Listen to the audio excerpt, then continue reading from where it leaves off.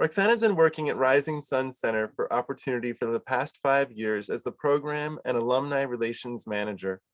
Rising Sun works to build career pathways for economic equity and climate resilience by educating the community about sustainable behaviors and technologies, offering free residential audits and services, and by providing workforce development training for youth and adults with barriers to employment. Thank you, Roxana. Thank you for the introduction. Again, I will be presenting on behalf of Rising Sun Center for Opportunity. We are a local nonprofit based in the Bay Area, specifically in Oakland. And I'm really excited to be talking to you all a little bit about what we do. So for this presentation, as Sean mentioned, I will be talking about our best practices in affirmative recruiting. Really briefly, I just want to give a quick self-introduction. As mentioned, my name is Roxana and my title is Program and Alumni Relations. Been with the organization since 2016, and I've had the privilege to work with both of the programs that we offer here since 2020. And I just most recently transitioned into my current role that I have now. So with that, I will be sharing with you all a really quick introduction about Rising Sun, what our mission is, the programs that we offer, and our affirmative recruitment practices. So Rising Sun, so we are a premier nonprofit organization working at the intersection of economic equity and climate resilience. As mentioned, we are in Oakland and we are headquartered there. We also have an office in Stockton and we have a total of 20 full-time employees. So our mission is building career pathways for economic equity and climate resilience. Like I mentioned, we do offer a few programs here. Specifically, we offer an adult program known as Opportunity Build, which is a pre-apprenticeship job training program for adults. We also have Climate Careers, which is a youth program that offers residential energy efficiency installations. And then lastly, we have an Externship Program, which is an extension of the Climate Careers program that places youth into paid internships. So a little bit about Climate Careers specifically. So this program is a program that gives young people the work experience by allowing them to deliver no-cost energy and water-saving services to homes. Through this employment, they're able to work on their personal youth development. So with this, they do gain their experience in their job. They also get exposure to different career pathways, and they also gain professional skill building. This program did begin in the year 2000, and since then we've employed around 1,985 youth. Through this program, their main focus is to also provide energy and water services. Our appointment system is known as greenhouse calls, which, before COVID, it was our system that we had where we actually had appointments and went into residents' homes and installed water efficient and energy efficient measures. We also offer home energy analytics platforms and energy coaching. And since the year 2000, we've served around 50,667 homes in the program. So these are our numbers specifically from 2020, currently working on our reporting for 2021. So in the year of 2020, which is similar to 2021, we were able to serve and provide these services to 9 counties total. This includes the Bay Area and San Joaquin. We were able to employ 17 youth, and they all came from Oakland, so we only had one site. Our youth were the ages between 15 through 24, and 100% of them came from low-income households or other disadvantaging circumstances. We were able to service 2,127 homes with the greenhouse calls. So because of COVID, we had to move everything through no contact. And then these services that the youth provide and the program provides is available to all. Our focus is to serve hard to reach residents such as renters, seniors, non-native English speakers, and low to moderate income households. So right here is a picture of our services and measures that are included. So as you can see, we have a few LED light bulbs and a shower head and sink aerators and a smart power strip. So this is the type of service that we were able to provide during COVID. Instead of going in person to install them, we were just able to mail them out to residents' homes instead. So really briefly, here are some household demographics of the population and the clients that we've served. So about 85% of them were owners of their households and 14% of them were renters. Their incomes, about 43% of them were moderate income, while 38% of them had a high income and 18% had a low income. For non-English language speakers, 51% of them spoke another language, while 17% of them spoke Mandarin, 8% of them spoke Cantonese, and about 22% spoke Spanish. And then ethnicity-wise, 50% of them identified as Caucasian, 9% East Asian, 7% South Asian, and 33% as other. And then in terms for our youth, like I mentioned, our youth are relatively young, so we mostly work with, with the ages of 15 through 24.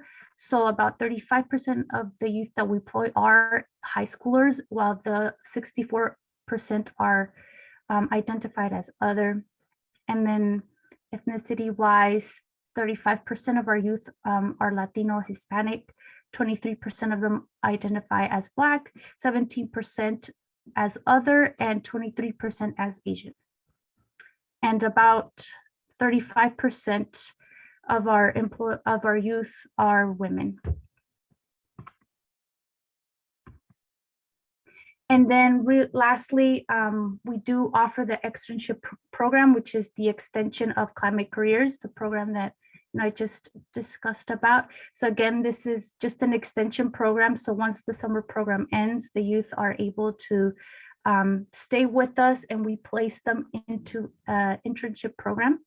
So again, the same requirements, age requirements are 15 through 24, and they gain up to 120 hours of paid and real work experience. And again, this helps them build their social capital and demonstrate their abilities to perform in a professional environment. And this is why I invited you, because you provided Redwood Energy with 2 of these externs and they were awesome. Yes. Like wonderfully intelligent, hardworking, cool folk who already like pre-trained, and so they knew a lot of what I was trying to explain, and it was like, got right off the ground. It's such an impressive program. I had never seen anything like that before. Do you mind if I ask just like, how did that happen? That specifically is so cool. So this was our pilot year. This was something in the works that we really wanted to make happen for a really long time. Honestly, since I started to work here, I always heard that this was something that the organization always wanted to offer. And thankfully, last year was the year that it happened. So it came to a lot of, researching and reaching out to many organizations, because like you said, like this is something that we had never done and we've never heard of before, but it's definitely something we wanted to offer to our youth because this is such a valuable experience. And we're going to do it again this year. And if you want to partner with us again, of course, we will reach out. If you know anybody that wants to work with us this year, please let me know. I can provide my information so we can discuss about it further. But it really, really was a wonderful, and it is a wonderful opportunity that we offer for our youth in extension to the summer work that they do. So it reminded me of Peace Corps and AmeriCorps, and I used to be like an AmeriCorps service learning intern, but I had not seen that actually happen. And so someone was asking about the difference between the externship and the internship. Yes, wonderful question. Yes, so an internship tends to happen like the youth would have to work with us. So Rising Sun doesn't actually have internships available for the youth to, do work at our organization, sorry. So instead, we are looking to partner with other organizations that can offer the internship experience to the youth. The really cool thing about it is that the youth are actually getting paid. So we pay them, but they do the work at another organization. So that's a really cool part. So that's why it's called an externship, because they do it externally outside of our organization. And Emily Gutierrez is asking, how do you find these economy-related organizations that you place the externs in? Yeah, so we, the way that we did it is our organization has a good amount of people and a lot of them have a lot of connections, so we started off there. We asked our staff to give us any type of connection that they've connected with in the past. And then through there, we started to contact them. And then as we started to do this, these organizations started to, share our program with others. So that's how we got the ball going, through research and then through word of mouth eventually. Ismar says, so it's similar to a temp agency. Yes, yes. Cool.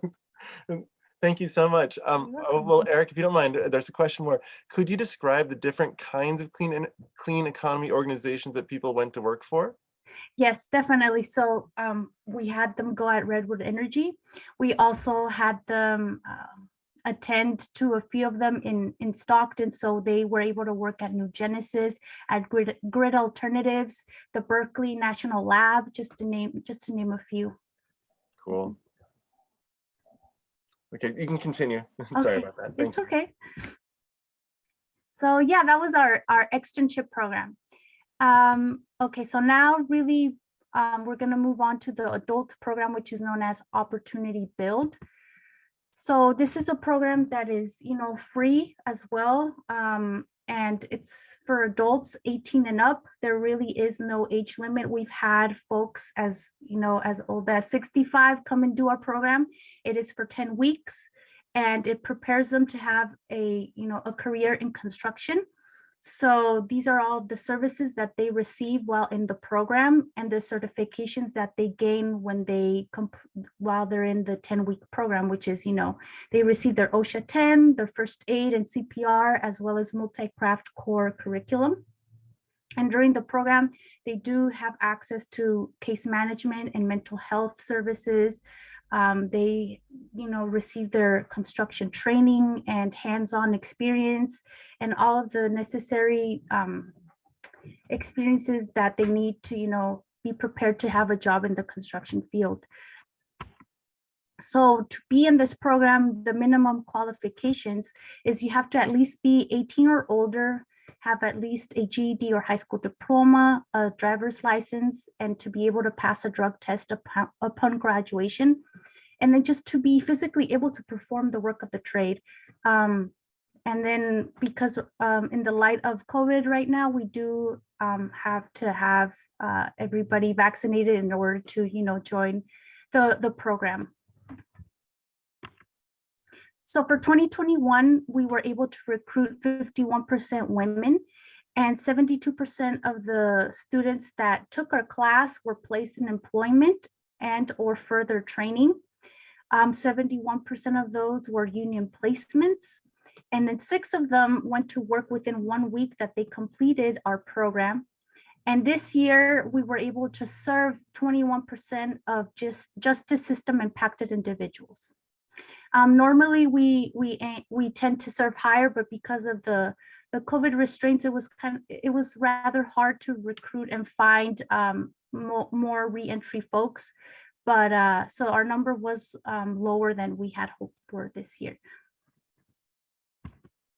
So for Opportunity Build, we will be having 3 classes. So we will be starting off with Women Building the Bay, which will begin February 28th. Then in the summer, we will have nights and weekends, and then we will have the fall cohort. I specifically want to talk about women building the Bay. So another unique thing that Rising Sun offers is our construction program just for women. So this class that we have coming up in February is just for women. And the reason why we offer it just for women is because we noticed that, well, only 2% of women, hold construction jobs. And so, and we saw that as well when we were having our classes, that when we offered our classes in the past, the majority was men, and then only 2 of them would be women in the class. So that's where the idea to have an all women class started. So in order to make a difference, and to this day, we've been able to, employ and put more women in construction because of, this class. So these are some of our recruitment partners. So this is how we ensure that we are looking for all sorts of individuals. We primarily work with low income individuals and reentry and women. We do a lot of recruitment and these are just some of the places that we go. We go to county jails and prisons, Rubicon. We also go to the Oakland Private Industry Council. We also do a lot of community-based organizations such as BOSS and Oakland PIC. And all of these places allow us to help us find the specific audience that we want to support in. Specifically, if we are looking for women for this upcoming class, one of the best places to find women would be women's shelters and things of that nature. And then for the youth program side, since I did mention we serve opportunity youth and low income youth. For them, it's a matter of going into schools, school districts, libraries, community events, farmers markets. We also depended a lot on, sending county mailers, especially because of COVID. A lot of, our recruitment did get affected because there was just no, events going on.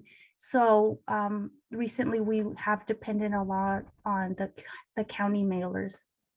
I believe this is all I have. So we have time for questions, I think.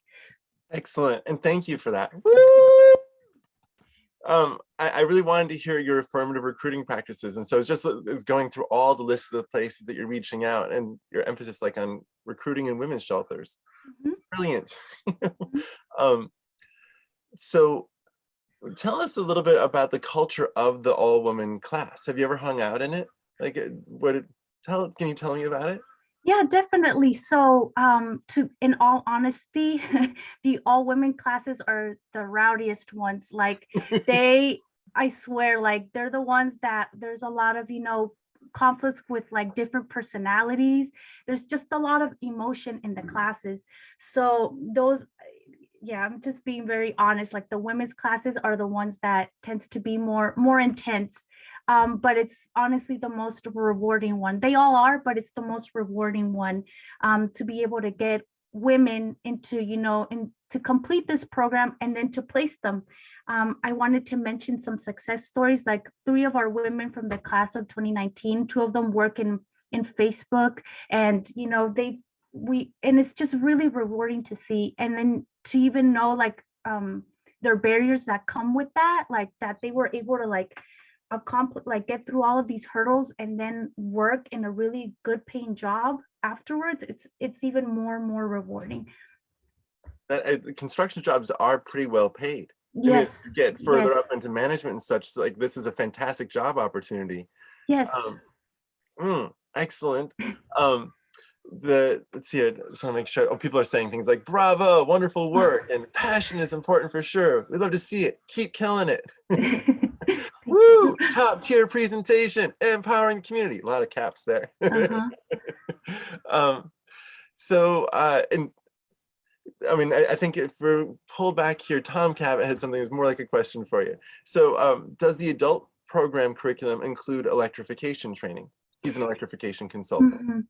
No, so we just have a guest speaker that's an electrician come and talk about it, but that is something that we would love to offer because every year when we collect feedback from every class, they always say we wish we received electrification training. So we currently don't, but we would love to. You should definitely put your email address over here in Yes. the chat, and I think Tom might enjoy reaching out to you. He's a volunteer and helps out in Okay. lots of different organizations. Let's see here. Okay, Lauren said he just forwarded your website to a friend in my network. And okay, so then Marissa Hanson Lopez, she asked, Rising Sun does great work. Any chance there are plans to expand operations throughout the state?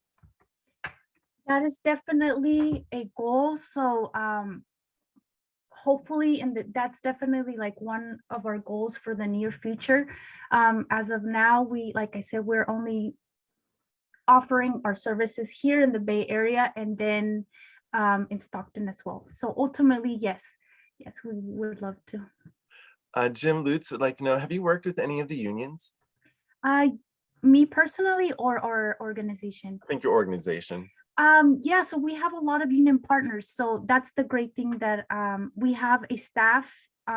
She was actually in the construction field for 30 years. So she is, gold for us. She's key. She's the one that has all the connections to unions.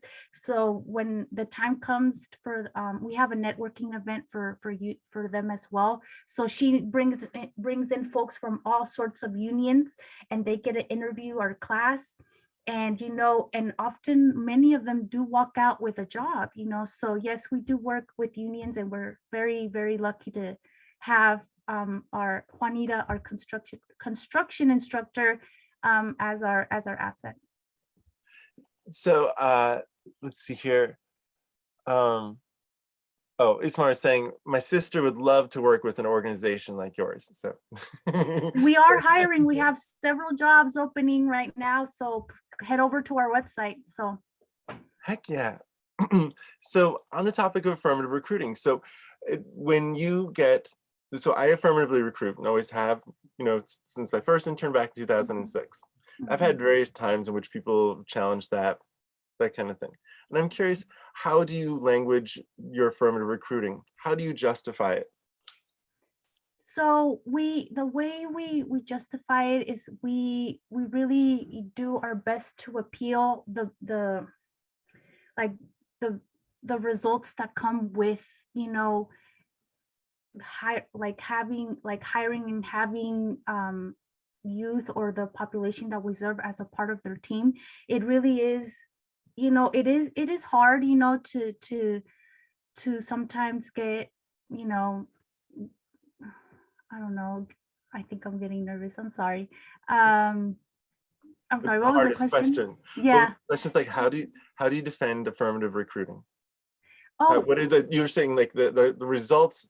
I mean, I can speak to that. Like the results are the proof. Like affirmative mhm, recruiting has worked out to deliver me fantastic people who I might not have found them in any other way if I hadn't gone out searching for women and people of color or people who are mhm, trans and non-binary. But these are, for me, like hidden gems. mhm, That everyone has, access to equal intelligence. So the question is like, do you get access to those people? And sometimes just the package that looks like this is in high demand. So if you mhm, go find the other intelligent, nice people who don't have this package, they're still the fantastic people you want to work with. mhm, And that's my little pitch internally. mhm, I'm mhm, curious, like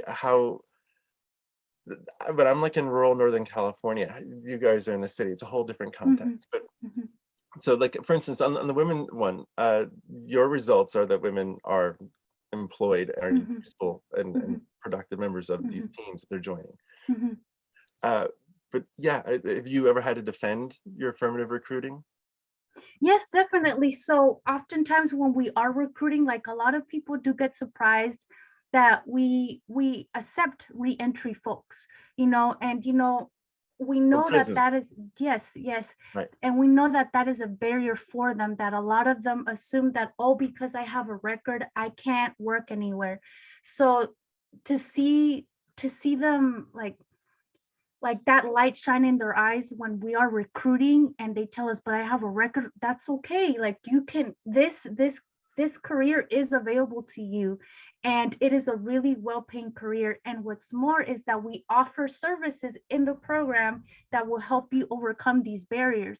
So a lot of them, like if they are reentry or for whatever reason they have other things, like a lot of them might have, like they don't have a license. So it could either be, it could due to DUIs or other things like that. And here, that's also not a problem, because in the program we work with you to remove those barriers. We work with you to get, remove your DUIs or your ticket fines and things like that. So yes, definitely everybody deserves a chance. Like this is, this is why we're named Rising Sun Center for Opportunity, to give opportunity to those that, that normally wouldn't receive it. So, and this also applies to youth too. Just for a lot of the youth, like they're as young as 15, most of them probably have never had a job. And because of that, like it's hard for them to also find jobs, because who wants to hire a 15-year-old, So here we understand that that they've never had a job. And the whole point of this program is to also help them develop, help them gain the, the skills that they need. So yeah, it's Good a, answer. yes, Yeah. yeah. Yeah. Let's see. I don't want to dominate because I know there's people are filling up the chat here. So like Rachel Graham says, I am so happy to hear you're employing people, opening employment to people who face so much discrimination. This sounds like an amazing organization. And Laura Feinstein says, a beautiful philosophy. Thank you, Roxana. There we go. So I'm going to give you the last minute just before we transition over. Is there anything else that you wanted to make a pitch for your organization, solicit any help? What can we do for you as a community? Yes. So like I mentioned, we have an externship program. We're going to enter year 2. That's going to start in the fall, and we're going to start recruiting in March. So if your organization or any organization you feel like would be interested in having a youth, do up to 120 hours of work, please reach out to me. I believe I pasted my email in the chat. If you know any women that want, a new start, a new career, we do offer our program starting in February 28th for the construction. And the co-ed class will begin in the fall, so in the summer, I mean, so both men and women, if you know any of them and would love to, have a new career or new start in construction, feel free to also send them our way. And so, or I if think you we'll have get any to our spot. questions, yeah. Thank you so much. Thank So you so when you're much. over in the chat, make sure that you type to everyone so that you're and if you can, just hang out there and say Yeah. goodbye to people and things. Thank you so much. Thank you. Thank you, Rising Sun.